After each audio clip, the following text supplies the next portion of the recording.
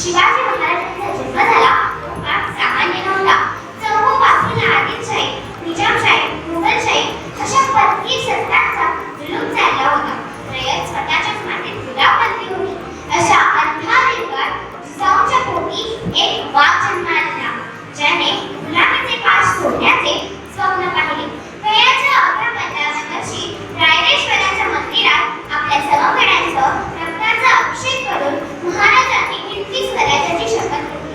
हे स्वराज्य कोणत्याही एका जातीचे किंवा धर्माचे नव्हते, तर ते या भूमीवर राहणाऱ्या प्रत्येक शोषित वंचित माणसाचे स्वतःचे राज्य होते. महाराजांनी अनेक किल्ले जिंकले, मराठी शत्रूंना पराभूत केले, पण त्यांचे खरे मोठेपण त्यांच्या चारित्र्यात होते. शत्रूच्या छावणीतील स्त्री असो वा स्वतःच्या राज्यातील तिच्या केसाने धक्का लागतो कामा नये, हा महाराजांचा कडक नियम होता.